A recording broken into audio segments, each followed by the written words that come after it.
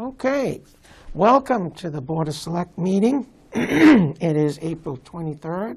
It is 7:13 p.m. And thank you for waiting. We were in executive session, so that's why we're a little late tonight. We will start our meeting with an update from Chief Cassidy, who's also our emergency director. Before we do that, Mrs. Hines is going to read something for you. Pursuant to the Governor's order suspending certain provisions of the Open Meeting Law, General Law, Chapter 30A, Paragraph 20, as well as the Select Board's emergency order dated March 16th, 2020, the Select Board will be using remote participation for this meeting. The audio of this meeting is being recorded and will be posted to the town's webpage within 24 hours in accordance with the Governor's emergency action requirement of keeping the public informed of actions during this meeting. I would ask that all participants remotely attending this meeting please state your name for identification purposes each time you speak throughout the meeting. And then you take roll call. Okay. And we will take roll call as to who is on the conference call. If you can. Scott Moles, Holliston, Board of Health. Scott Moles, Board of Health. Next. Anyone else on the conference call? Paula Bloomquist. Paula Bloomquist. From Northway Street, is it? 48 Northway Street, sir, yes. Okay. Is this in reference to the chief's report? And, okay. I would imagine it is, yes. Yep. Okay. And Harris Schneer from 21 Regal Street. Okay. 21 Hi there. Regal Street. Regal? And your name Street. again, sir? Harris Schneer. Harris? Hi there. Schneer. This is Sarah Baroud from 21 Lowland Street. Aaron Ballou, 21 Lowland Street. Jean Klein from 85 Regal Street. 21 Regal? Yep. Dean Klein. Michelle Mahegan is here from 76 Regal Street. 76 Regal? And that's it? Okay. Chief, if you would give us your update. Thank you, Mr. Chairman. I'm here to update the board on the status of our community's response to the COVID-19 outbreak. Unfortunately, I'm here to report that since my last face-to-face update to the board, we have had a 33% increase in positive cases. Although we had several days consecutively where we had no additional positive cases, this week we have seen 6 new cases, which brings us to a total of 24. We have 14 individuals who have been cleared, 1 fatality, which leaves us with 9 active cases. Within that 24, there were 2 separate locations where 2 individuals in the same residence did test positive.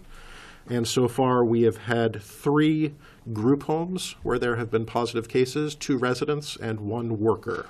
In terms of our PPE supply, we've received multiple shipments or deliveries of additional pieces of PPE in the last 10 days. And based on our existing run rate, we are confident that we have sufficient supplies for many weeks. We are definitely in the middle of the surge. We have seen, as I indicated, a big spike in positive cases in the community this week. Although when you look at our count and our rate per 100,000, which is updated weekly by the Massachusetts Department of Public Health and posted to their website, we are lower than most communities around us. However, I will remind everyone listening that we should be vigilant and maintain compliance with the stay-at-home advisory and the physical distancing recommendations. I do also want to remind folks that they should comply with the CDC guidance for face coverings if people have to be out.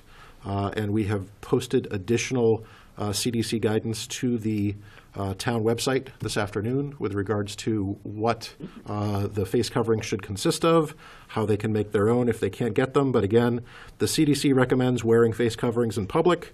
where other social distancing measures are difficult to maintain, such as grocery stores and pharmacies, especially in areas of significant community-based transmission. So if folks are out recreating on the rail trail, they definitely should be wearing face coverings to minimize the risk of transmission. And I know that there is a groundswell of support among some individuals for us to reopen certain parts of our community and some of the services that we offer.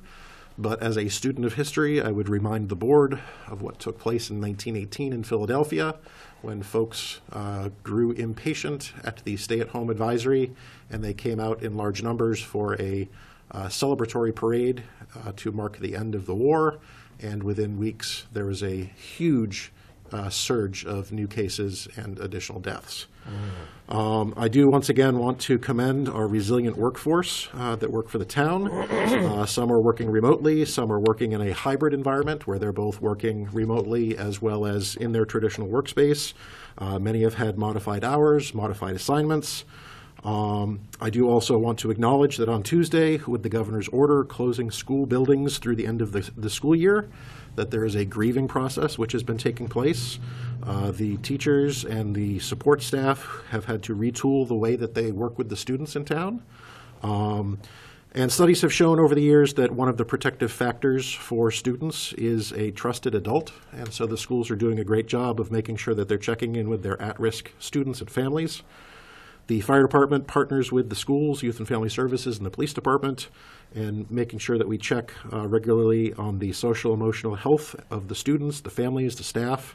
And we also do have a focus in the community on behavioral health, and we want to make sure that everyone is aware of the risk factors and being aware of the impact of isolation on individuals, and we want to make sure that they get help if they need it. And once again, there is a focus on food insecurity, and there is assistance for people who may need to make sure that they have a consistent meal at all ages. And with that, I will open it up to questions from the board. Tina? Well, first of all, I'm particularly most concerned about our vulnerable residents who live in group or resident facilities. Through your role, do you have contact with the administrators of those facilities to understand if they have PPE that they need, if they have training in place, if they have adequate protocols? Is that something that would fall under your role as emergency management director? So it's a mixed bag in terms of making sure that they have the supplies that they need. The guidance that's being issued by the state, certain facilities can request PPE through the emergency management director. Others have to go through different supply channels, and the state has issued that guidance. We do have good relationships with the majority of these group homes and the one skilled nursing and rehab facility that we have in town. Okay. And if they need anything, we're there. And with several of them, we're responding pretty frequently to those locations. Okay. And I do have a comment about the recycling center, but I think it'll come up again, so I will hold my comment. I'm confident that it will. For now. Mr. Cronin? Chief, one quick question. Are you satisfied that the town workers and the individuals you come in contact with in this emergency manager role understand and are abiding by the social distancing rules and other tendencies we all need to adopt during this time to stay well and stay safe?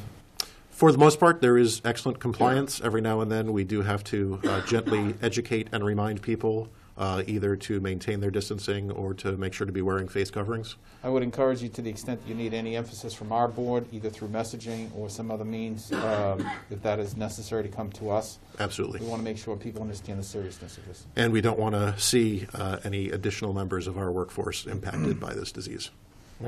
And just one point, I just looked it up. It may very well have been Philadelphia, but there's a story on CNN today about Denver.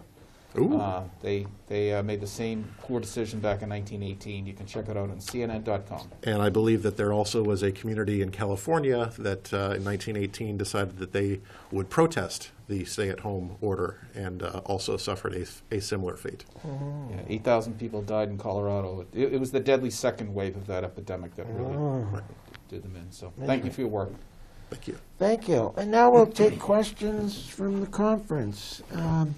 one at a time, please. State your name, and the chief will be happy to talk with you. Address too. And your address. This is Paula Bloomquist at 48 North Ray Street in town.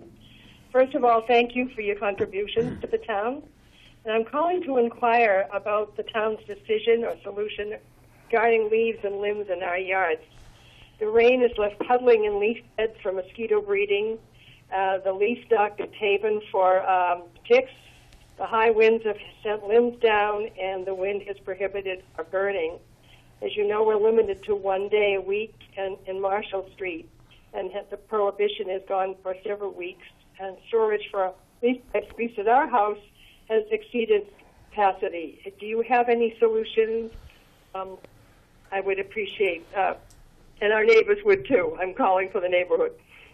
Certainly, yeah, we're very sensitive to the fact that it has been a difficult spring, and there have been several wind and other inclement weather events that have impacted people's yards with tree limb down. I will push back on one of the comments that you made and indicate that since January 15th, there has only been 1 day that we have not allowed open burning in the town of Holliston. So we've got until the end of the month of April, if that's an option. Obviously, our preference would be that people would move any yard debris to the property edge, whether it's the back of their property where they may have a tree line where it can compost, but we're certainly not in favor of opening up the recycling center at this time for the safety of our employees. So I'm going to jump in if I can, unless you had another comment. So I'm going to flip it and just ask the question of what would it take to do this safely? Is there any?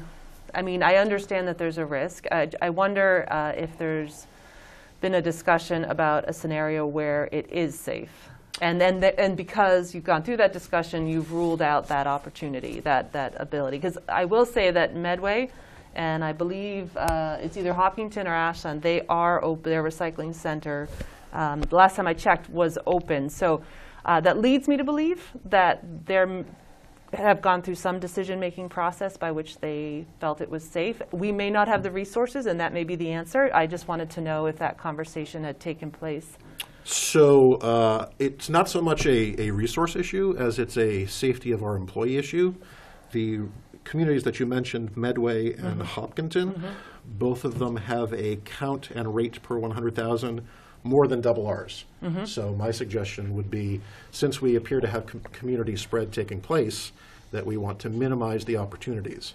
So in terms of the touchstones by which I would feel comfortable recommending to the board that we open the facility would be based on data, and a lot of that has to do with the testing, having to do with the hospitalization, the incident rates in our community, coupled with, at the end of the day, right now we're really relying on the governor's order. And the governor said through May 4th that people should only leave their homes to address essential needs, such as grocery stores, restaurants for takeout, pharmacies, gas stations, and to get some fresh air and exercise. And my position would be that the disposal of yard waste would not be an essential function. And so I would not feel comfortable recommending that the board open up the recycling center until after the governor's order, or executive order, which has the advisory for staying in, is lifted. Now, he may extend beyond May 4th, in which case we'll be having this conversation again. But I'm not comfortable potentially risking the health and safety of our employees. Well, and I absolutely agree with you that with a low transmission rate by comparison to the other communities around us, that's not something that we're going to mess around with. That's not something we're going to make decisions that would be challenging that at all. I absolutely agree with you on that. It's for me personally, I struggle with the essential piece of it because landscaping companies are essential. And then it becomes, I'll be honest, a fairness thing for me where I say, okay, so those who can afford a landscaping company have the potential to have these issues addressed for them. Those who choose not to or cannot afford an essential landscaping company rely primarily on storing it on their property or access to the recycling center.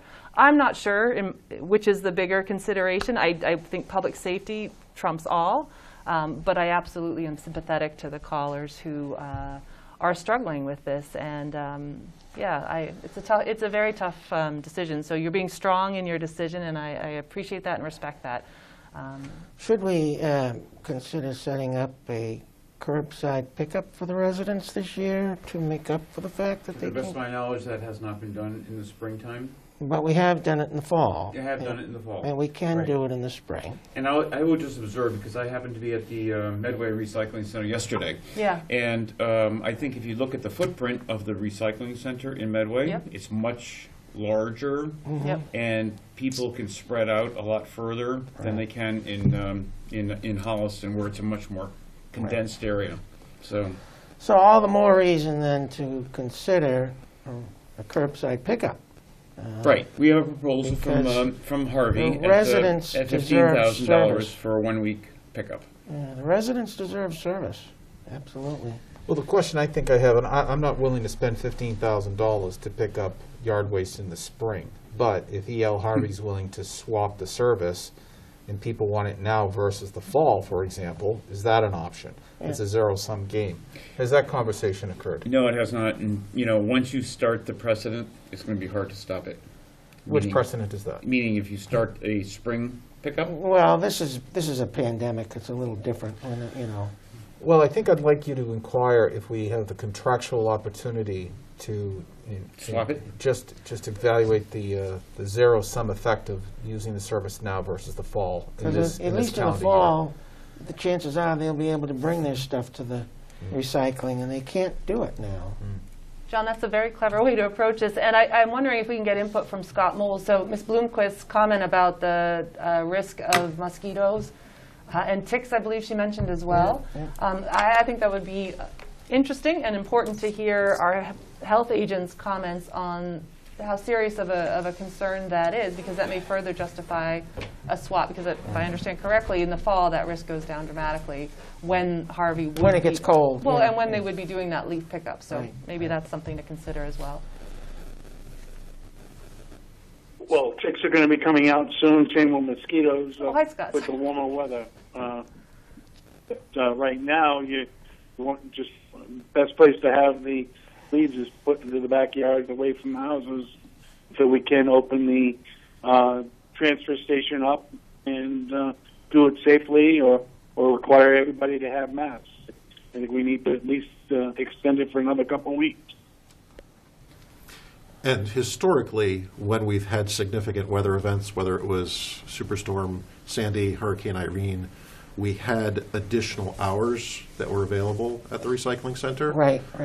So that's sort of the operating principle that we've had from the beginning when, we chatted with Scott Reese and we first decided that we were going to shut down the facility, Right. was that once this was all over, recognizing that there would be a backlog of materials, and this was even before we had some of these storms where additional things came down, we had floated the idea of extended hours, extra days, because we want to make sure that the community gets that service, but we just want to make sure that we're safe. Right. Well, I think the governor's going to extend the May 4th order, especially with the surge the way it is. So that's, going to make things more difficult for people. So I'd like to look into if Harvey would swap out the fall service for the spring. Mm-hmm. We'll look into that. And we'll go from there. Does that sound reasonable to everyone? Does that sound reasonable to you, Paula? Well, I certainly think it's one way that we could look at this. Yes, I think that would be very helpful. Okay. I think if you have too many bags outside, they're in our garage, but if you have too many bags outside, that could be a fire hazard if your leaves are very dry Right. for a long period of time. And certainly they've been outside. Our neighbors have had them outside and been concerned for, I think it's 3 weeks. So I realize it. So I'm wearing a mask and gloves to go to Outpost or any of those town places, and I don't want anybody's health at risk either. I just hope there would be a solution as time goes on, and I appreciate all that you do, and we'll listen to what happens. Thank you very much. Okay, well, yeah, we'll look into the trash hauler contract situation, see if we can swap out the fall for the spring. Anyone else have any comments regarding this? Okay, thank you, Chief, for your update. Thank you all. Much appreciated. Thank you. Moving on, we have some warrants. We have a warrant for April 20th, 2020, for the amount of I'm sorry, is the comment section completely over, or is that just for the... Nope, we haven't got to public comment yet. That'll be after the warrants. Yep.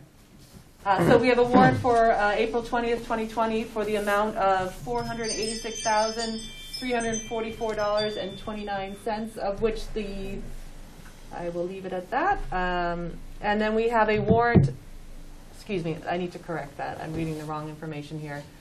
Let me correct the amount for April 20th, 2020. That amount is, nope, hold on. All right, forgive me. The warrant for April 20th, 2020, $1,712,643.74. I'll read the second warrant for April 27th, 2020, $1,213,900.04. Okay. Do we have a second? Second. All those in favor? Aye. Opposed? Motion carries. Thank you. Okay, public comment, Mrs. Hine. Yeah, I just wanted to commend the Council on Aging, the Senior Center, for the work that they've been doing to take care of some of our most vulnerable residents in Holliston, our elderly residents. I got a notice today from the Senior Center to say that they wanted folks to know that they twice a week have been preparing meals and delivering meals for about 45 of the most frail members of the Senior Center. Not only does it provide hot meals to those who struggle to make one for themselves, it also allows the Senior Center to do well checks. They are continuing to provide essential transport for critical medical appointments as well as other essential needs. We've heard from the governor today and yesterday the importance of individuals continuing to seek urgent care if they need that, to not stay away in fear or out of fear for COVID-19. And so our Senior Center staff are providing transportation for those critical medical appointments that may or may not have anything to do with the virus. And they have a crafting group at the Senior Center called Holliston Love, and they've been making face masks. And they've been providing those for Bay Path Elder Services and their Meals and Wheels drivers, as well as the oncology department at Milford Hospital. So just really want to commend and thank the Senior Center and their staff. I believe they are only staff working right now. Their volunteers are not doing any of this work. And if I have it correctly, that's three employees. Yeah. Who are carrying this workload. So my appreciation and my thanks for their service. I think it's shared by the board and all residents here in town. So I wanted to call them out for that. Thank you. Thank you. John?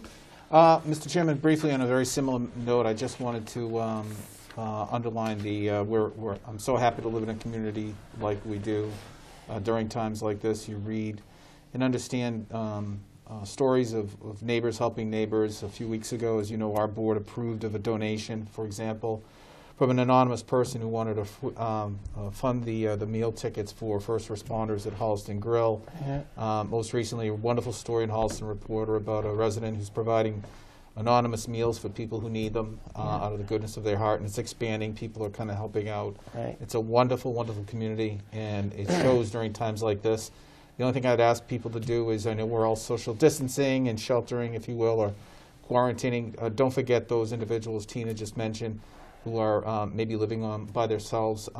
Reach out to them, talk to them if you can, find a way to connect with them, send them a note, do what you can. We're getting through this, but time winds down here, and the quarantine starts to feel a little bit more burdensome. Yes. These are the times people need our help. So keep it up, and thanks for all you do. Yes. And I would like to also thank the Senior Center staff. The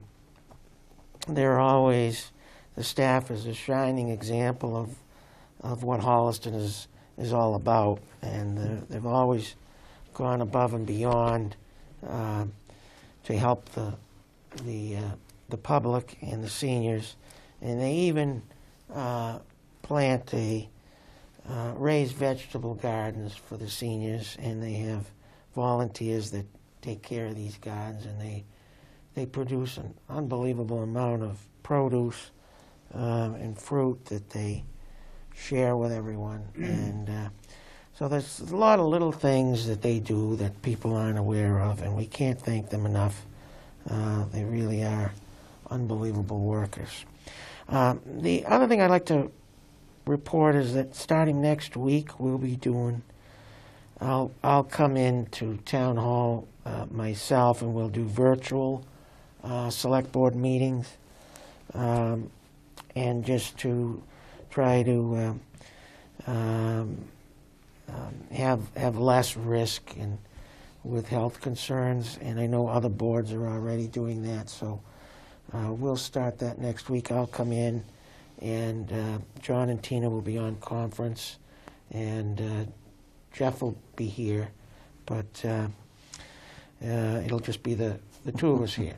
So I will report that. And now we will take public comments from the conference call. Please state your name and address before you speak.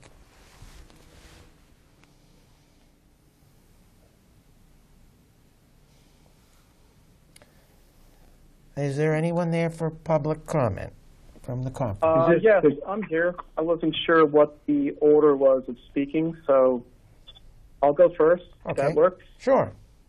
My name is Paul Langton, and I run an international consulting company called Rabble Rouser. Oh, can you give us your address, Located at Paul? 100. Yes, it's located at 100 Woodland Street. Okay, thank you. Sure. I've been operating my business out of my home for the past 6 years. Access to Wi-Fi and cable are vital components to my business. On Tuesday, April 14th, approximately 5 p.m., a large truck tangled in the wires as it was exiting Lowland Street and turning right onto Woodland. The pull on the wires was so severe, the cable box in my basement was ripped off the wall, dangling from the ceiling. Wow. This mishap cost me 3 days of vital work and countless hours of productivity. Due to the pandemic, I am working with a temporary patch until Verizon will come into our house to fix it.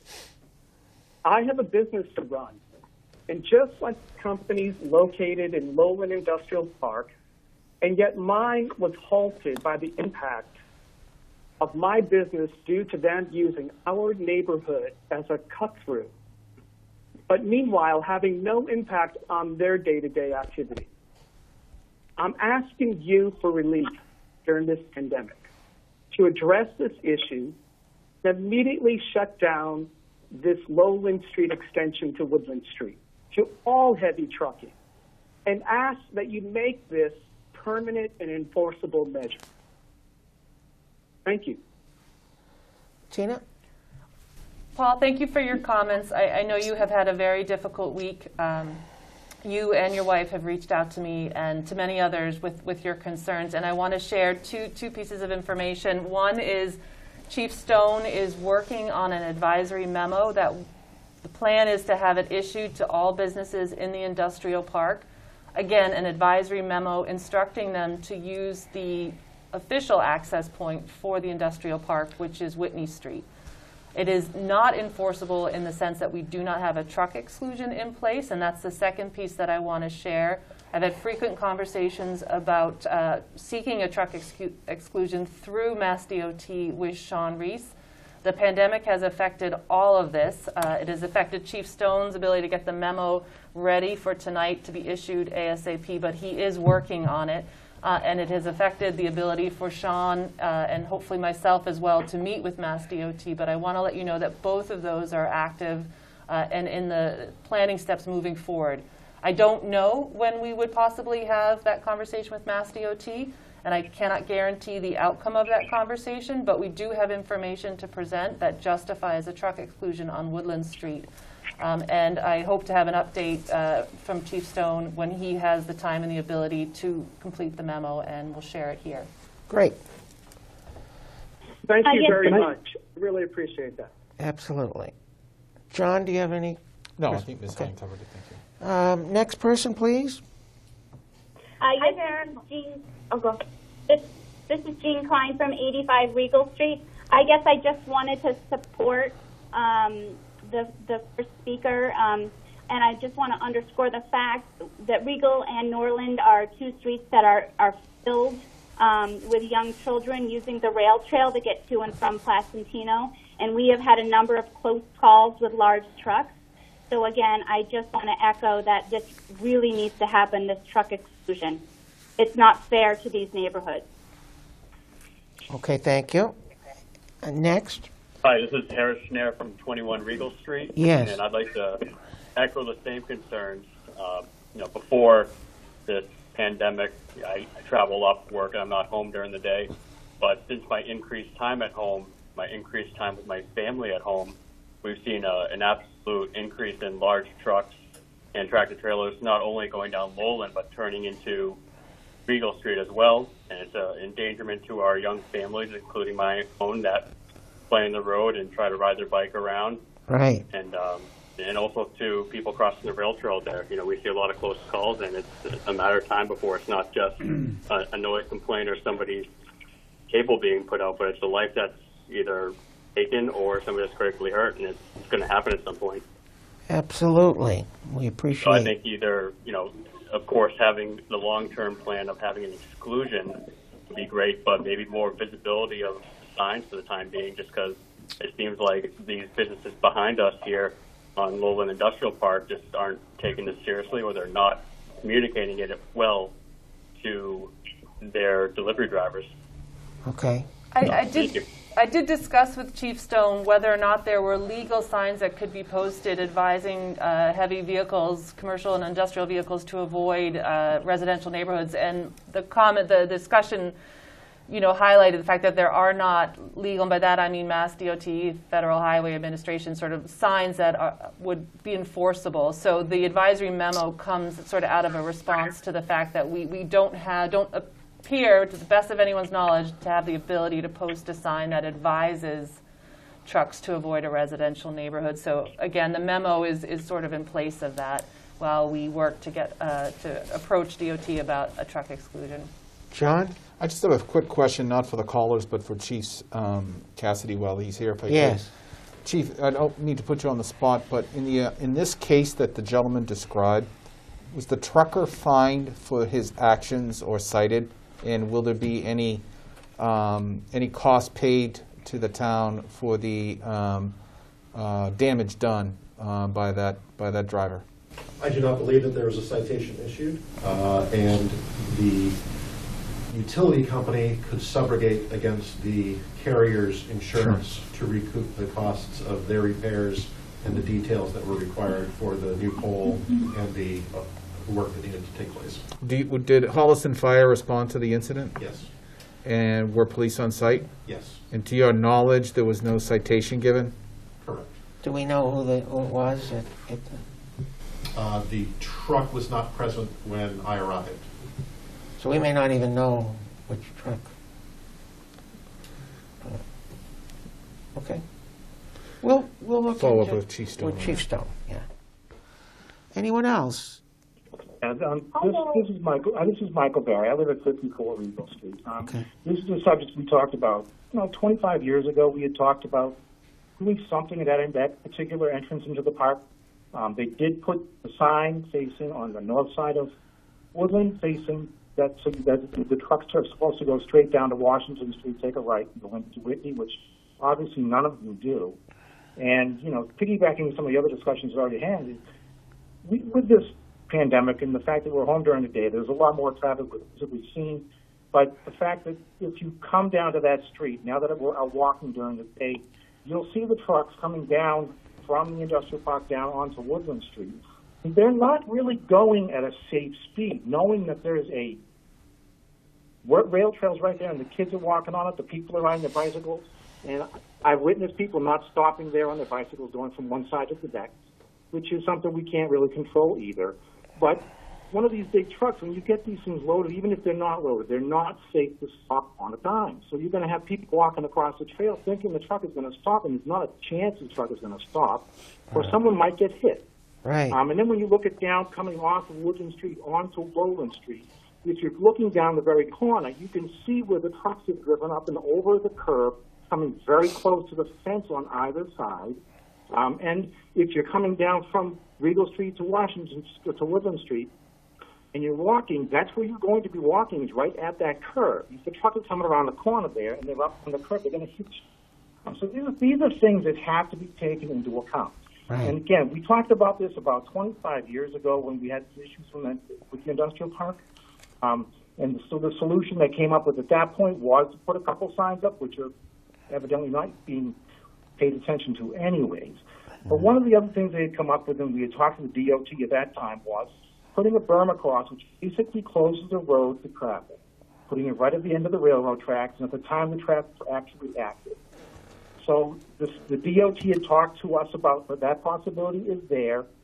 It's a berm that trucks can't and cars cannot get over, but emergency vehicles can make it over. Make it a little bit more difficult. They can still get over this particular berm. It's a solution that they had come up with back then that I guess was approved, but nobody wanted to install. Okay. So these are some of the things we have to think about, but we have to think about the fact that there are a lot more little children in our neighborhood now. And I was talking to one of my neighbors the other night, and an 18-wheeler came down the street at 7 o'clock at night. And this is when the little kids are out playing. Yeah. And they're accidentally, what they do is they pull onto Lowland Street, and they take the first left onto Regal Street, thinking that's the industrial park, but it's not the industrial park. Right. Well, you're not going to stop that truck at that point, back it up, and turn around. You're going to go continue down Regal Street, take a left onto Norman, and go do the entire circle over it. Why they don't just go through it and see why we just don't close that end of Lowland Street off to trucks altogether, I cannot understand. And it is something that has to be taken seriously before someone gets sick or someone has a problem. Besides, I feel bad for Karen and Paul because they lost their cable, they lost power, they had damage to their home, all because the truck went the wrong way. Right. Well, close it off, they're not going to go the wrong way. Okay, well, we're going to, as we're working with the DOT, I think we can also ask the police chief to monitor the area and make sure people are doing the speed limit, and that should help with some of the concerns the gentleman just mentioned. John? In addition to what Ms. Hine pointed out, which I know to be some of the issues facing this roadway, I'd also like to ask the town administrator to engage town council to find out if there's any other authority that we have as highway surveyors to take action in the immediate future to inhibit the truck access into that area until a plan such as what Ms. Hine is discussing comes in. I hear the residents' concerns. I would feel the same way. I'm sensitive to these kinds of things. I think if we have authority to act upon some amount of commercial traffic off of that road, we should try to explore it legally. Especially at the corner of Regal Street, if there could be a no-through trucking or something sign. But let's ask town council, Jeff. Yeah. We should explore. And I'll trust the gentleman that it's been going on for 25 years, and there's probably a reason why it's not done. I'd like to know what that is and start getting going on it. It's something that seems so commonsensical but frustrating at the same time. Absolutely. Anyone else? Yeah, this is Sarah Baroud. I'm at 21 Lowland Street, right at the trailhead, or the trail crossing, and we moved into the neighborhood just about a year and a half ago. We have 2 really little kids, so we're so excited to be in town and to grow in this town. We, of course, knew that the industrial park was right next to us and, expect what comes with that, but we had no idea that the traffic was going to be so intense with the dump trucks, the 18-wheelers. The speed is a big concern for us, and also the noise. You can't carry on a conversation if you're outside when one of these trucks goes by. Even if you're in the yard with somebody, you have to stop the conversation. So all the reasons that everybody already said, most notably safety for especially, young families. Anything that can be done about this would be really huge and greatly appreciated as we grow into this neighborhood. Okay, thank you. Anyone else? Yes, Hi. this is Michelle Mahegan at 76 Regal Street. Yes, go ahead. I too want to align with all the neighbors with the same points. However, one other perspective that hasn't been raised is when I'm turning right off of the end of Regal, the truck is coming in off of Woodland onto Lowland. Their turning radius is so large that I'm often faced the front of their 10-wheel dump truck, and it just gives me a heart attack every time that there's going to be a collision, because that roadway is so short from where they turn and I turn. Michelle, you raise a very good point, which is intersections that take heavy commercial and industrial traffic need to have the turning radiuses to allow for that commercial traffic, which is why Whitney Street is designed the way that it is as an intersection, and why trucks should not be at the Woodland Street and Lowland Street intersection, because it is not designed for the turning radius required by those larger trucks. So that's a very good point. Thank you for raising it. Okay, anyone else? Thank you. Hi. Yes? This is Karen Langton. Yeah? I wanted to call in to address Mr. Cronin's question. Sure. Hi. I need an How are address. you? I need an address. 100 What's the address? Woodland Street. 100 Woodland Okay, Street. thank you. Welcome. Mr. Cronin asked if we knew who the truck was, and the answer to that is yes. Sergeant Waugh actually wrote a motor vehicle crash report on this incident. So that information is at Holliston Police Department. You asked if police showed up, and you asked if there was people there that had to, get this truck moving again. And at the same time, unfortunately, right, we experienced all the damage that we did to the home. Right. So I just wanted to make sure that you do know that there is a police report about this. Whether or not this driver was cited, I do not know. Well, But I even do if he have that wasn't information. cited, I'm sure there's some opportunity to work with the insurance company for the vehicle. So maybe you can get that information from the Sergeant Wu. I just texted the chief to ask him if it was. We'll follow up. Okay, so yeah, we can follow up, or you can follow up to get the insurance company name of that vehicle, because definitely I think there needs to be a claim. Your personal property get damaged, so. Thank you. And again, I would like to also reiterate everything that everyone has already said, which I think that they put up fabulous points, right? I mean, we're talking about physical safety, we're talking about emotional stress, we're talking about the right to property use and enjoyment, and all of these things are being taken away from us from an issue that just has been dragging on, and with your help could be resolved. And we're hoping that you are the board that sees that we need the help, and we're looking to you to do that for us. Okay, thank you. Thank you. All right, anyone else? All right.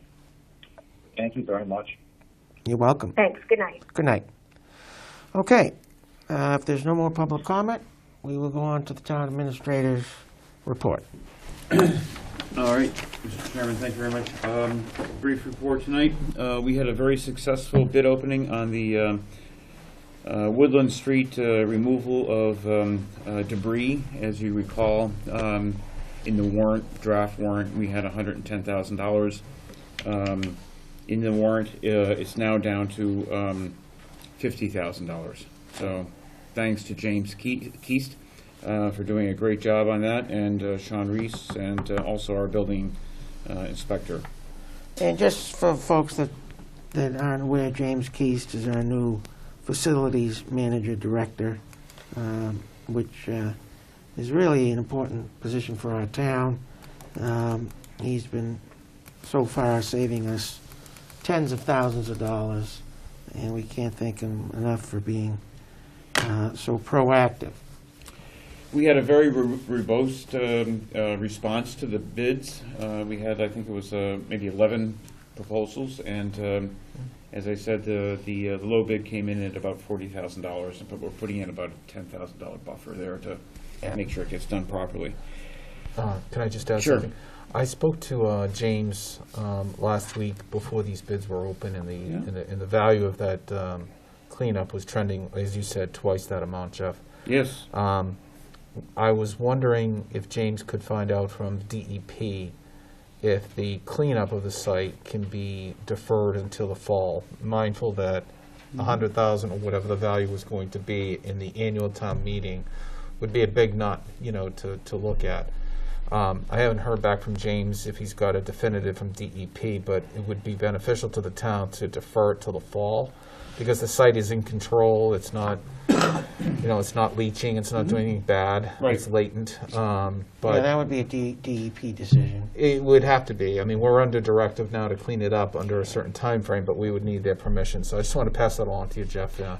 Yep, As it I know needs to. James is working with DEP, and DEP is receptive to coming up with an alternative plan. That's good. Time schedule. Gives Okay. us some flexibility with Yeah, the so spring if you town could have meeting. James get back to us about that. So assuming a favorable response from the DEP, this would be a fall town meeting warrant Right. article. Yeah. Yep. Less money we have to spend now. Yep.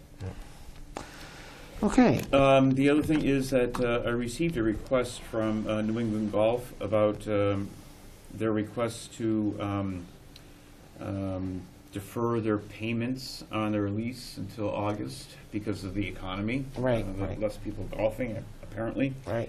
So, I'm not sure what the board wants to do with that. I can put it on hold if you'd like until we see what happens with the economy. But Well, why was August the date? I think that they felt that would be the date that their business model would recoup, would start up again. But I just wanted to convey that to the board, that we received a request from New England Golf to hold off on payment. Is this something that would be advisable to look at every month, do a 1 month, Well, that was one of my questions. Yeah, I I mean, mean, it seems you could also anticipate a similar request from Anthony's on the Green. right. My thinking is you look at that month, if we're back in business In June. in June Yep. or end of May, then why would you want to go to August? So I'm thinking, that we would review this monthly. John? I would recommend that we bring the Golf Course Advisory Committee into the middle of this discussion, because their role is to receive both contracts Right. at this point, and to give us a sense of whether or not the timeframes that Mr. Harrison's talking about are reasonable. Right. If the value of the contract can be amended in any ways. I'd like to hear from them. Absolutely, I agree. As a way to advise us on another angle. But I will say, I'm sympathetic to New England Golf's request and any other business owner's request at this point. Right. I understand where they're coming from, and I'd like to work with them, but before we do, I'd like to hear more information from Ms. Moore and her committee on the request. So you'll get in touch Yep. with Deb Moore? I will. Thanks. We are pending a new application for the Green Community's 4th round of applications, which are due next week. And we're looking to do lights and sensors at the elementary school complex, a new boiler at the police station, lights and weather stripping at the foundry, which will have a payback in about 3 years. So we'll see how we do on that one. Okay. What kind of lights are we putting in at the foundry? There'd be LED lights. And who put forward that request? Was that generated by Mr. Reese? That came forward from our energy committee, our internal committee that has been looking at the buildings. Mike Cassidy and myself and Chris Mayer. Again, Mr. Chairman, for the record, I do not support putting any additional funding into either the Arch Street facility or the foundry going forward until we determine what the long-term plan is for the Public Works Department. So in the event we receive this grant, I would respectfully ask that money be reallocated for another use. Okay.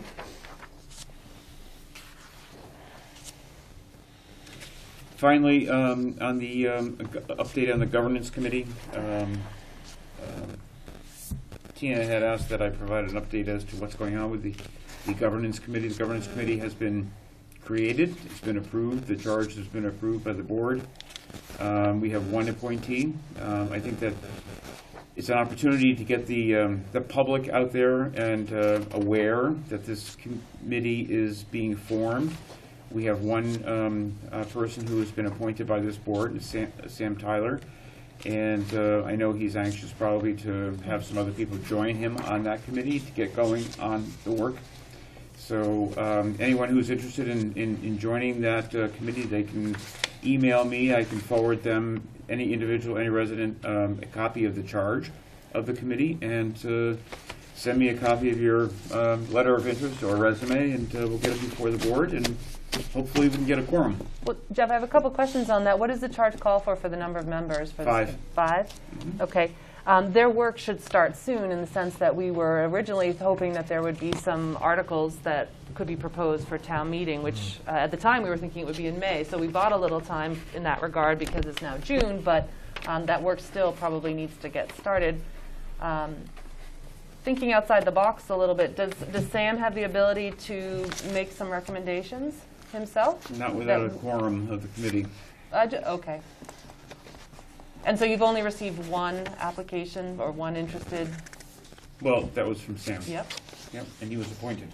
So he's a committee of one at the moment. Okay. And we're looking for more people to join that group. Okay. Because I did forward you, sorry. I don't mean to openly disagree with the town administrator, but I think that's something worth exploring, Jeff, in the event that we don't find ourselves with the ability to seat a quorum. I do believe the board can receive recommendations from anyone at any time, and we can take into account whatever is recommended and craft our own warrant article. Mr. Tyler is an immensely talented individual, so if it doesn't work, I'm sure we can hear from him on those details. But notwithstanding that, I would second your request to solicit more candidates, and frankly, I think a lawyer or somebody with a legal background would be very helpful, because it does involve some wordsmithing and understanding of general law. Mm-hmm. And I did forward back on March 25th the name of one individual in town who expressed interest in the governance committee. I will re-forward it to you so you can have it again tomorrow morning, but there is a second interested person. I guess I must have missed that. Yeah, sure. There's been a lot going on, Jeff. Yep. I'll send that to you now.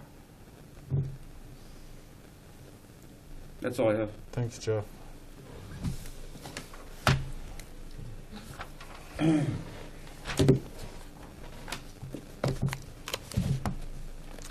Okay. Next up is review of the annual town meeting warrant. So, Mr. Chairman,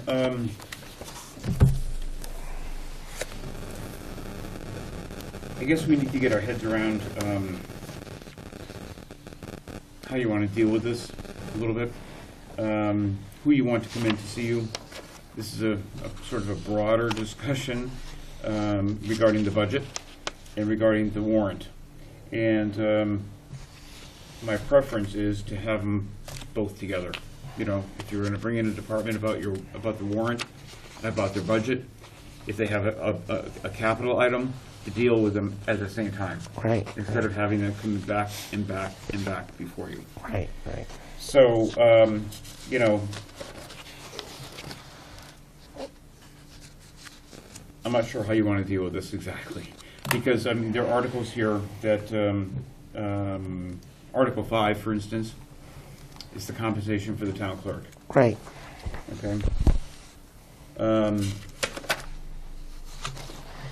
And then we have a retroactive article for a retroactive salary for the town clerk on Article 6. Right. And then we have a compensation adjustments, which will, as I've said previously, my preference is to have this dealt with as part of a year-end transfer article. Right, that's what Sharon had suggested.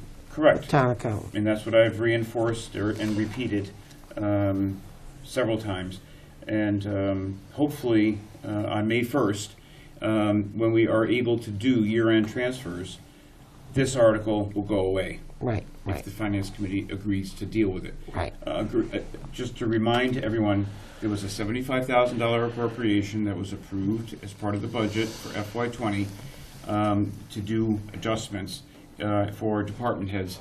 And we believe that the number is going to come in at about $47,000. Right. Which is less than the $75,000. Correct. Right. This article is as it stands now, would be a administrative transfer of funds from one account to the other account. Right. To make compensations. The appropriation was already voted on at town meeting. The appropriation was already approved, and so I'm hopeful that this article will disappear. Yeah, I would hope so. If we have the year-end transfers approved by the Finance Committee. Right. They can do that on May 1st, starting May 1st until July 15th. So hopefully that will be done with. And that way we would have one less article or two less articles. Huh? Right. I mean, we're just asking for approval to spend money that's already been appropriated for this purpose.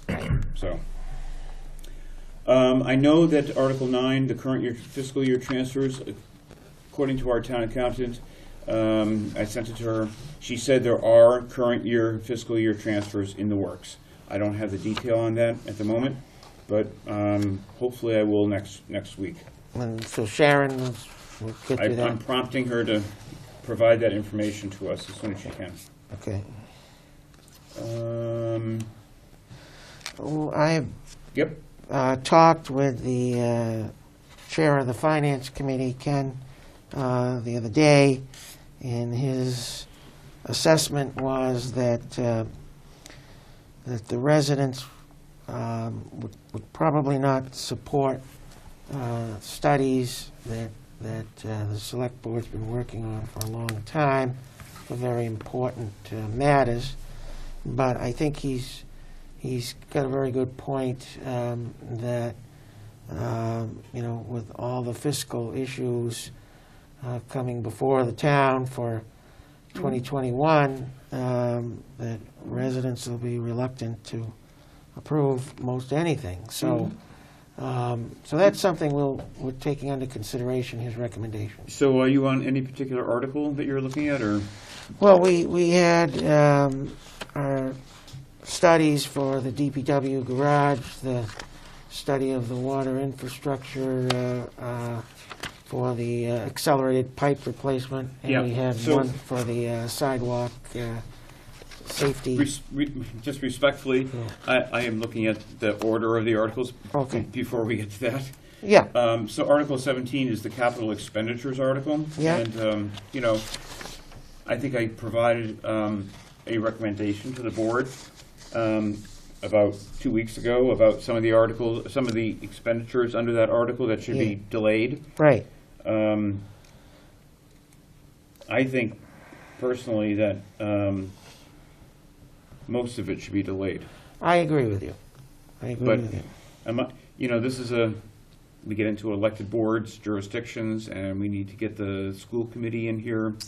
Yes, well, you've been working on that. They're coming May 4th, I believe. I've asked them to come May 4th. Okay. But yeah, they've got, $396,000 for technology, $500,000 for the committee and field, and $125,000 for the Miller roof. Right. I don't know what can be held on that, if any of it. Well, probably, it's something to look at postponing until October. But I think, as you say, it's up for discussion, and they'll be coming in, and we'll discuss it. And there are a lot of other items, not a lot, but I mean, there are some other items in here that come under the Select Board's jurisdiction. Right. And next week, I will have a revised version of the warrant with strikeouts of things that I think can be held off on until October. Yeah. Because you just can't spend if you don't know what your money is. Right, right. The money for the items in Article 17 is coming from, appropriated from the Capital Expenditure Fund. Mm-hmm.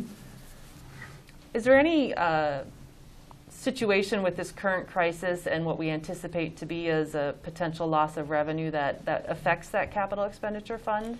Well, it's possible that, 4 months from now, 6 months from now, you might need to reappropriate some money from the capital expenditure fund and put it into the general fund for funding your budget. That's my concern. So you're anticipating a worst case scenario where a few months down the road, the capital expenditure fund is reappropriated to To the general hold fund. up the general fund. It's another form of stabilization. Yeah. I mean, we don't want to do that, obviously, Okay. but I don't want to cut out your options. Do we have anything in our financial policies, or do we have any precedent on how that works, what that looks like? Correct me if I'm wrong, but I wouldn't know where to look to understand how money is transferred out of the capital expenditure fund into the general It's fund. probably, I mean, to my knowledge, it has never been done before. But we're working in an environment that nothing has ever been done before. Sure, understood. So you want to keep all your options that are on the table Okay. to sustain your operations to the best you can. Right. Okay. So continuing on with the warrant, I think that, all right, so this is the first one, the sidewalk improvement prioritization plan. I was about to move this Article 19 into the capital budget, but I have not done so yet. The board needs to make a decision as to whether or not you want to try to proceed on this course or remove it from the warrant. In my mind, we're not closing the warrant until June 1st, 2 weeks ahead of town meeting, which is... Well, the warrant is technically closed at the moment, unless the board votes to open it up again to insert Right. it. I mean, right Well, now I it's in think, there. I think that's going to happen, that we're going to reopen it later because of the pandemic and the extension of town meeting and all the rest. Right. Right now, this article is But right now, is the in article's warrant. still there, and But we're taking under the advisement of the finance chair, but we haven't taken it out yet. not yet, no. No. I mean, but you certainly could, We if could. you could, at any point up Right. until, Right. I believe the board is scheduled to sign the warrant for posting at the end of May. Yeah, Right. right, okay. So It's like last date is like Yeah. May 30th. we have I some think. time, to give this all some thought and to kind of see how things pan out a little bit more. Mhm. Because if you don't mind, Mark, I'll just come back to a comment that was made before about public support for these articles. Yes. And for me, I think it's important that we separate public support from what makes sense financially. Right. So I would not make any presumptions about public support for sidewalks and their support of a sidewalk prioritization plan. In fact, I would actually go the opposite direction and say that with this social isolation, kids home from school, people working from home, that if anything, there's a much greater Need. awareness of the need for sidewalks. So Well, I would that's a really, good point. I'd really like to separate the public support piece from how we would move forward to make a decision about what to do with these particular articles, because I Well- think they are two separate. Well, and that's why I say let's not take anything off yet. We've got time. Let's give it some thought. Yeah, I think in conversations Let's talk with to people. with the right? Finance Committee, it'd be great to have the conversation about the economic impact, the financial implications of these articles, and leave the whether or not we feel there's public support for any of these, leave that outside of the conversation, because what we're really looking at is whether or not June is the time to Right. spend this money, so to speak. Okay. Okay, so this is going to continue to be before you. Yes. Because my job is to get this thing finished. Right. And get decisions made. So Article 20 is another one. This is the Water Asset Management Plan update Right, for right. $75,000. Right. I presume this will come out of water retained earnings, but still, you need to keep all your options open. Right. Article 21 is the DPW facility feasibility study for $50,000. Jeff, can you go back for a second? Sure. The Sidewalk Improvement Prioritization Plan 19, that's a known article. Yeah. There's supposed to be 4 altogether from the plan provided to us by Stantec. The Water Asset Management Plan update. For the development of a water infrastructure asset management plan and to accelerate the water replacement work, right? That's the accelerated program. Article 20, yeah. Article number 21 is the DPW facility feasibility study. Correct. Where's the article for sourcing new water? Yeah, I have not written that yet. It's on the very first page of your water source article, question mark. So I haven't written the text to that yet. No, I didn't look at those. Oh, you got a little note up there, okay. Yeah, I'm working on that. I'm going to be striking out Green Street, for example, and so on the next version of the warrant, you'll see something. Okay. Sorry, keep going, buddy, sorry. Yep. Water asset DPW facilities, feasibility study, $50,000.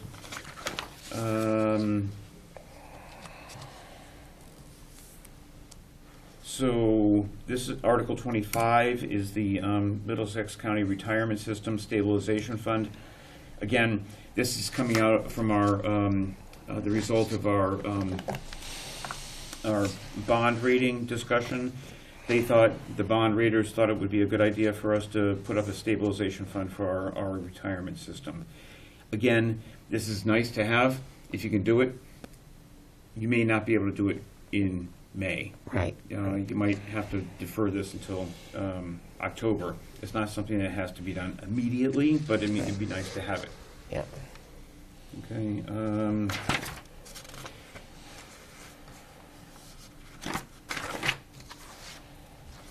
And I think that, Article 30, the radio operability improvement project. This is a project that we have presented to the Commonwealth to see if we can get funding for it. We have not received any notification whether or not they're going to fund it. Again, being conservative, I don't think there's a chance that the Commonwealth is going to be coming up with any extra money for communities given our current climate. Therefore, it relies upon the town to allocate $100,000 to upgrade our radio operability. In my view, this is a essential public safety issue that needs to be addressed, and I probably would recommend that we move this to the capital article. Okay. Because there are funds there in the capital expenditure account to fund something of this nature. And we're talking about improving the communication ability between public safety personnel who are in different parts of the town. Right. If they can't talk to each other, they're in danger. Right. All right. Absolutely. And this is phase 2, right, of a project that's already underway. Yes. Yeah, they've already done some of it and realized they had a gap they still needed to address. This is essential spending in my opinion. Okay. And that is it for now. Jeff, is there an article in May or October for the transfer for OPEB? Is that an October or a May? No, that's part of the operating budget. Omnibus, yeah. All right. Okay. That's what I have for now. So, Mr. Chairman, as we ponder the changes to the proposed warrant, I just want to lay out a couple of scenarios that we need to be mindful of. Of course, the Finance Committee sent out their annual directives to the town departments. I think it was in December, with a 1% overall growth model. Right. That's being revisited given the status of the economic conditions we now face. Their message went out last week for departments to consider zero-based budgets, and that was in reaction to a 3-hour virtual economic summit held by the Ways and Means Committee and Secretary of A&F last Tuesday. In observing the Finance Committee's meeting last week, I think they did a nice job pulling together their collective ideas to try and address something as soon as possible. Their message was then sent out to departments last week to prepare for sort of a different round of budget guidelines, directives, if you will, due to them May 8th. Over the next several weeks, there'll be more and more information coming out of Beacon Hill about what the FY21 budget may or may not look like. I was participating on another call this morning with DLS. Over 200 local mayors and financial officers were communicating with the state about their wants and needs. Everybody has the same concern, right? They just don't know what FY21 is going to look like. Right. And as we consider this warrant that Mr. Ritter has given us, I know in our back of our heads we're thinking trim down any unnecessary spending, think austere, live for another day, talk about it in October. Those are great models, and I believe that's where the Finance Committee is coming from as of today. However, there's another option, and that is in the event that the revenue picture is so dire or so unknown, the legislature itself may not invoke or release a budget effective July 1st, and we may enter an interim budget status period where the state itself is going through 1/12 budget sequences. As you probably know, special legislation was passed recently that it would allow communities like Holliston to follow suit. If we feel as though we don't have firm footing to make good revenue estimates into FY21, we can take interim steps or chunks of the time period over the next 12 months in FY21 to conservatively estimate what those numbers might be. Right. So while we prepare for a model that we're all accustomed to with a warrant and an omnibus and some conservative budgeting, the other option is we don't do that. Right. And that we look at stepping back and assessing in a very conservative manner our own town's budget through a 1/12 measure. Right. And on today's call, DLS was explaining it's a relatively simple approach.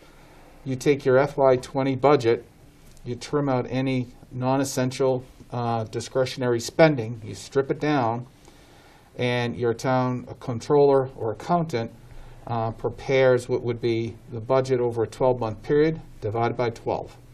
You take that plan, you put it before the select board of a town for approval to send to the Department of Local Services for their endorsement. And in that way, we can get by for, in that case, 1 month at a time until we settle, or folks looking at this thing in a bigger picture, And settle find on a out revenue. from the Right. state, It's yeah. another way of looking at it without making decisions that commit funds for a longer period of time. As Mr. Ritter pointed out, come October, we're all optimistic people. We're hoping it's better. Right. But it might not be. Right. It could go the other way. Well, you don't- get another surge. a number of things could happen, and as Mr. Ritter was pointing out, keep your powder dry. The other stabilization account, if you will, besides the stabilization, is our capital fund. It's also very healthy. Holliston is in very good financial shape. Right. So I just put that out there as something to monitor over the next couple of weeks as we get closer and closer to deadlines associated with the warrant. Right. I think closer communication, collaboration with our finance committee is critical. Right. So that we can make sure that we work in lockstep as we prepare the policy behind the financial work that they do, Right. so that the town is well suited to engage FY21 with minimal risk. Right. Because there's quite a few departments that have to come to us to have their budgets approved, so we need to be involved in the conversation at all times. Certainly a zero-based budget is going to have some impact, and I think we need to measure that for sure. Yep. John, I really like what you're saying, because I especially like the go slow, we don't know right now approach that you seem to be implying. I think that's absolutely the reality, is we don't know. There's not enough information out there to really kind of make any for sure decisions. Our department heads, they're already working as of a month ago when we issued the spending freeze. They're already working with the budget for the better part of a month now that is essential only. I think that's a fair statement to make, because we issued that spending freeze. Well, the spending freeze, Tina, to be clear, was on supplies and non-essential material. It didn't restrict hires, backfills, and other costs that are beyond that. But we took what we thought was necessary to stem any potential bleeding in FY20. That was another topic of conversation on the call today. The Secretary of A&F has stated publicly, he mentioned this last week, that in order for the governor to invoke 9C cuts that would make their way to communities like ours. I work for the state. 9C cuts by the governor, it's a way, he signs a document, my budget gets cut. But for that order to reach communities, the governor cannot do it unilaterally. He needs a vote of the legislature, I believe, for Chapter 70 funds and so forth. So the Secretary of A&F didn't think that they would reach down in FY20 for those types of cuts, given some of the factors that they're facing. So while the steps we took early on were important signals, and I think that's where you're probably going, we believe FY20 is in pretty decent shape. Our local aid numbers continue to come in. There's no real risk that we're going to get left high and dry. It's really all about FY21, you know, so. Okay. And Mr. Chairman, we're going to have a conversation next week on the agenda Yes. about the financial impacts of the virus Right. on the town's budget. Right. It's a structured kind of Yes. conversation. All department heads have been Been invited, Good. as well as the finance committee and the school committee, and so Excellent. we'll see how that goes. Good. Yeah, I think it's good It's to going to be have. probably a recurring kind of conversation Yeah, every week open- from now until open. eternity. I think under the circumstances with the pandemic, open public conversations. Yeah, I mean, you need to have it. That are transparent for the residents, not decisions made behind closed doors. So, Correct, absolutely. So Yeah. I think this is important. All right, we have some other board business. We have the capital request policy to take a look at, and also on the agenda, we have an opportunity for the board to discuss any financial impacts of the pandemic to date and any methods currently under review for softening the effects. So with that, I would ask Tina to read the letter that's going out tomorrow to department heads and committees from our board. If you would read that. And, Yeah, sure. And plus, they'll be getting a copy, but this is for residents, so they know. Sure.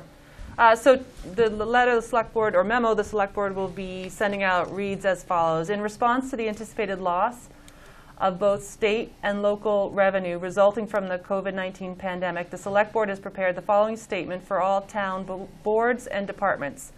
To date, the financial impact of the COVID-19 state of emergency has primarily been experienced by our public health and safety departments and Board of Health. The town is seeing an increase in expenditures for facility, equipment, and uniform cleaning services, as well as personal protective equipment purchases.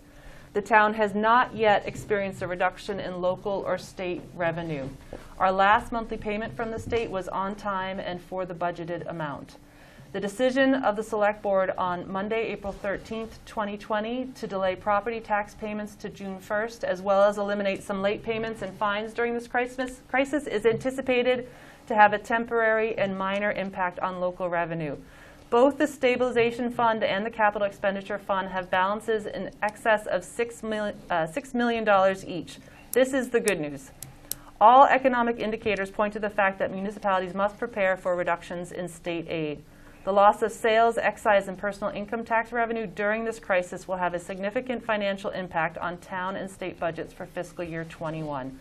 On March 30th, 2020, the Select Board issued a one-month spending freeze for all non-essential purchases, services, and contracts. There is no plan to lift the spending freeze for the foreseeable future, and all town departments should prepare and present a revised budget to the Select Board or their Oversight Board or Committee by May 8th, 2020, in line with the Finance Committee's recommendations. The Select Board is committed to providing oversight and decision-making that ensures essential services and department positions remain unaffected for the remainder of FY20 and the entirety of FY21. We are confident that the fiscally conservative management of the town and state stabilization funds, as well as the revised FY21 budget guidelines, will allow Holliston to retain the quality of life and level of services residents expect throughout this crisis. The Select Board is active in all levels of financial discussions and will provide updates and revisions as needed throughout the FY21 budget process and into FY21. Thank you. And again, that's going out tomorrow to all the department heads and committees and boards. Okay. I just wanted to make sure that your comments have been incorporated into that statement. Okay. Just to the extent that I was trying to emphasize that any budget discussion, notwithstanding just this one, but any budget discussion, I purposely involve myself to make sure that equity is always in play. I've had some remarks in the last several weeks about the current budget process, and I want to make sure that town departments get a fair shake when it comes to the distribution of resources. So as we look at this reduction, the same thing is in play. I'm wired to think that way, and I won't change. So I'll be thinking along the lines of equitable outcomes through transparency. So Absolutely. I just want to make sure before I send it out that it incorporates your concerns. These words were not in there, so maybe you want to have a closer look at her remarks. Yeah, you may check your email because I sent John's to you. Okay, we'll do. This morning, I think. Yeah, So and we'll make the send the definitive one back to me tomorrow morning, and I'll send it out. I was covered Excellent. in plastic with a face mask on all day, so I didn't have any opportunities Not a to check problem, my not a email. problem. I will take care of it. Sure. I just wanna make Okay, sure the John's other thing comments under are- board absolutely. business we're talking about is the capital policy of the town, capital request policy.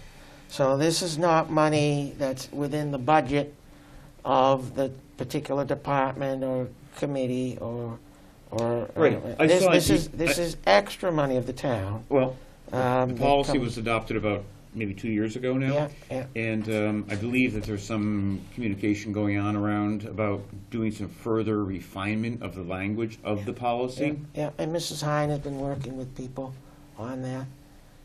Yeah, I mean, I've taken comments from the school committee, and I've talked to our town council, Jay Tallerman. I think I've reflected what has been shared with me. I think there may in be the more revisions. comments coming Okay. from the school committee. Okay. So I You wanna don't hold on think, this? yeah, you don't Okay. want to take any action on it until you get their benefit of their input. Sure. Okay. Okay. And so just to be clear, that the town did not have a capital request policy until 2 years ago. And because of that, we had many complaints from residents who would see us talking to some departments about the capital request, but not all.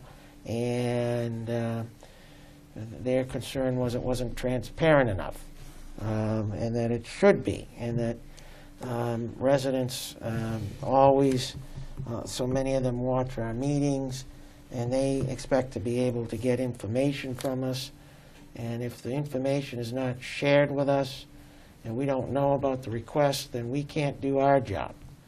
So that's why we needed to come up with a capital request policy, and we will be enforcing it, but we're happy to look at the language and making it more amenable if we can, but it also needs to have some timelines to it, because we need to be able to have it in time for the warrant and so forth. So although it may look like it's got some teeth to it, that's because we have a lot of committees and boards to communicate with, and they need to understand that we do need to have the information in time for the warrant. And so that is the reason for the time lines. But we'll look at it, and we'll be happy to adjust it, and we want to work with everyone as we can. But we are very serious about this request policy. Okay? Thank you. We have some meeting minutes of March 30th, 2020, and April 6th, 2020. Move to accept the meeting minutes of March 30th, 2020, and April 6th, 2020. Do we have a second? Second. All those in favor? Aye. Aye. Opposed? Motion carries. Town Administrator Screening Committee. We have a list of candidates that Jeff and Andrea were kind enough to prepare for us tonight. And there's several people that have, Lucky 13. 13 that have asked to be on it. So Jeff, thanks for doing this. It's really helpful to have everything together in one place. That's what I do. Very helpful. And so, I would open it up for discussion. We can do this in a couple of ways. We can go down each name, or we can list the 5 that we think should be on it, and we can take turns to say why we think that 5. What would you prefer? I've got a general understanding of who I'd like to see based on the categories that I'd mentioned back on March 30th. Right. So I'd be happy to speak to those candidates, but there's some flexibility in this because I look at, I know most of all these people, and I'm thrilled at the opportunity to select from this group.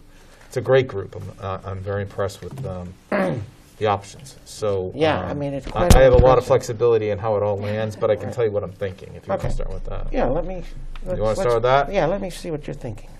So March 30th, my sense before we got going was that we needed to focus on screening committee talent that had a business background, a financial background, some kind of a senior level or public management background, certainly somebody with leadership experience, and human resources also. That's a compelling factor. So those factors floated in my mind as tendencies or skills that people should have to complement the 5 that I think we have to date talked about as the complement for the screening committee.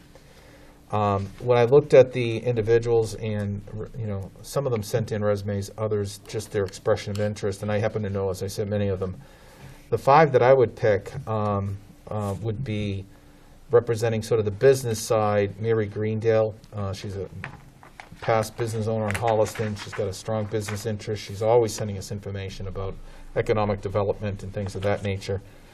On the public management side, Bob Malone's candidacy surfaced. He's somebody who's obviously been very, very involved in town government for quite a while.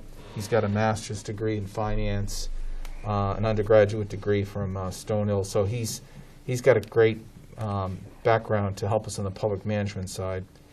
A gentleman by the name of Mr. Tom Cady is a former executive in the HR world. That was quite impressive, great find. In terms of leadership, of all the candidates, I don't know anybody who could supersede Barbara Gardner. She's a former state rep for those folks who may not remember, but she served wonderfully for many, many years. Excuse me, a phenomenal person too. So I think her experience would be very, very helpful on the committee. And then finally, there are a few former finance committee people on the list. The one that kind of surfaced to me because of his banking background was Scott McKegney. I served with Scott in the late 90s on the finance committee. I also served with James Arena DeRosa, another phenomenal guy. And of course, Jay Leary had experience at the select level as well as the FinCom. But Scott's got the banking side, so he covers a little bit of the business as well as the finance committee background. So I'm flexible. I can move around. Those were my 5 selections as I kind of put them in the categories that we talked about, Mr. Chairman. Well, it's interesting that I have 3 of those 5 that I checked off that you chose. So, Mrs. Hine. For all the same reasons, Mary Greendale. I chose Chief Stone. I also see Stacy Raffi. I think both of them offer obviously a knowledge of the schools and the needs of the schools. I think Chief Stone, through the safety SRO, the school resource officer, I think he has a good understanding. Yes. If I could just make a disclaimer, I would never besmirch Chief Stone or anyone like that. I specifically avoided any employee of the town who may present some kind of a conflict, and the chief in this case would be a subordinate of this role. Right. So I didn't think it was a good fit. And I spoke with Stacy about a school appointee. And I don't oppose it, but she recommended somebody who's an employee of the schools, and I thought, again, for the same reasons, let's go with somebody who's elected or somebody who's got a school volunteer position to represent a school interest on the board as well. So sorry, Tina. No, did I misread Stacy's interest? I thought she was putting her own name forward. I may have misread that. We can always volunteer, Stacy, if you want. She has school committee members. So, so what both Chief Stone and any school committee member offer, obviously, is the knowledge of the schools. But the missing piece for me, or the common piece for me, is youth and family services, because through either of those 2 roles, they're going to have an understanding of the needs of the community, the way that someone who works and is familiar with youth and family services would. So for me, they're equivalent. And I mean, Chief Stone would be a wonderful person to have on this committee, but I take your point about a town employee. So Mary Greendale, we'll go with school committee there, member. James Urbina DeRosa, for me, his nonprofit work, his work with social equity, poverty, hunger, all of that I think is very relevant. I think those issues are present in our community, and I think that his perspective and his also experience make him a very strong candidate. So he would be my third. Tom Cady, for the reasons you mentioned, John, his experience in human resources, and Barbara Gardner for the same reasons again that you mentioned. Those would be the five that I sort of highlighted out of this very impressive list of volunteers. Okay. Next up is me. I had Mary Greendale. I too had Chief Stone, but I realize it would be a conflict, so that's too bad because I think he's quite a guy, but I agree that we don't want to be having any conflict. I think Stacy Raffi would be great to have on the committee. I also chose Robert Malone, and I chose Barbara Gardner. So I would need to choose one more, and that would be, I think, because I believe both of you mentioned Tom Cady. Tom Cady, that I would go with that. So what I'm getting is three. Who's your finance person, Mark? Well, I thought that Jay Leary would be very good, but I realized the gentleman with the banking would be really critical for grants and all of that to have that experience on the committee, so I can be swayed. But what I'm getting is that three of us have chose Mary Greendale, so I think that is first, right? And three of us chose Tom Cady, so I think that's number two.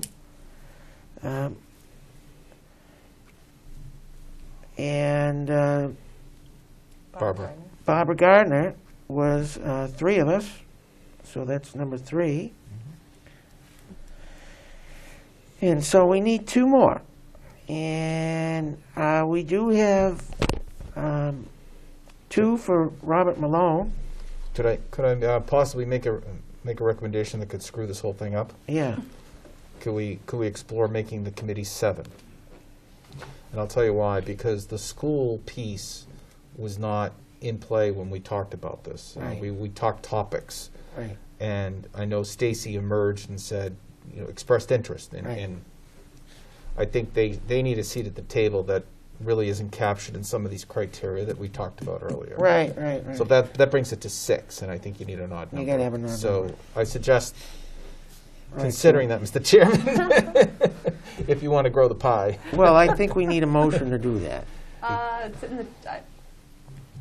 I'm sorry. I thought the charge was open to 5 or 7. Did we specify 5? I think we. I know the I think we recommendation said from 5. Paradigm was 5 to 7. No, I think it's 5. Yeah, no more than 7. No they said. more I than think 7.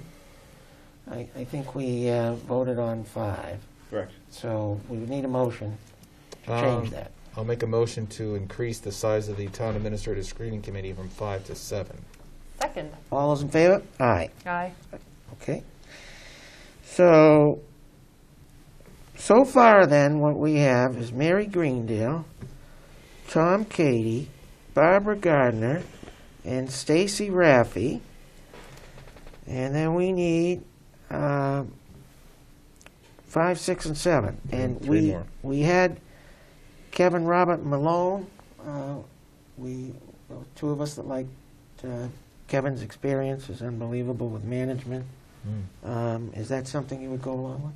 Yeah, and looking at this, I'm looking for people who have experience with multiple departments Right. because they then have experience with multiple needs in our community. Exactly. So yes, he's on Council of Aging, he's on a Library Board of Oh, it's Trustees. just amazing Yeah, the experience absolutely. the man has, very professionalism. And we need two others. Suggestions? I'd go with James Arena DeRose from Scott McKegney. Double down on the Finance Committee, guys.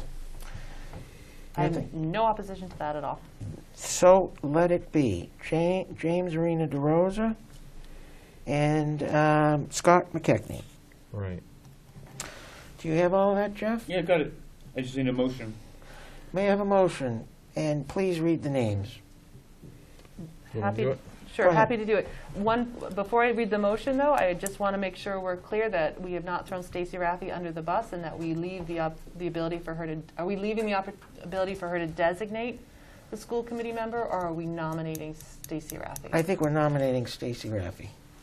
So she as the may, chair. because she did not indicate in her email that it would be her herself. I'm thinking she. Well, we would need to know the other person. We'd have to approve it. So Okay, so for let's now, hope this that is- she okay. goes with it. So move to accept the following 7 members to the Town Administrator Screening Committee: Mary Greendale, Stacy Raffi, Kevin Robert Malone, James Arena DeRosa, Thomas Cady, Barbara Gardner, and Scott McKechnie. Do we have a second? Second. All those in favor? Aye. Aye. Opposed? Motion carries. Jeff, you have your committee. Thank you.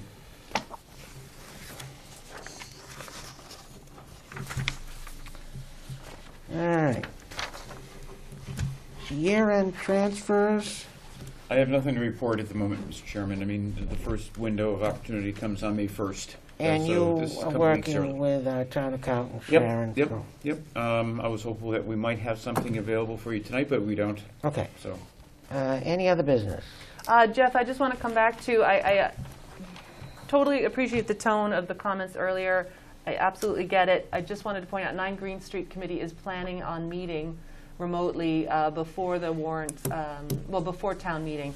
I don't think we're going to hear anything for the warrant, but I just want to put that out there that we are working on getting a date, and I can't speak to what recommendations may come out of that meeting, but you had mentioned before that you were going to cross that off of the notes that you had in your prep for the warrant, so I just wanted to give you a heads up that there's a tentative meeting to be scheduled in the next week or 2. got it. How many pages of notes do you have so far tonight? Up to 4. Yeah, I was going Not to too say. bad. Jeez. Any other business, Mr. Cronin? No, sir. Okay, we have some gift certificate forms. Move to accept a donation to the police department for a gift of $1,495 from the Newcomers Club for the purchase of Flex Safe barriers. Isn't that wonderful? Thank you, Newcomers Club. Do we have a second? Second. All those in favor? Aye. Opposed? Anything else, Mrs. Hine? No, thank you. I'm good, thank you. I'll accept a motion to adjourn then. Move to adjourn tonight's meeting, 8:49 p.m. Second. All those in favor? Aye. Aye. Thank you, folks, for listening, and sorry it was a little later than usual. Enjoy the rest of your evening. Good night. Good night.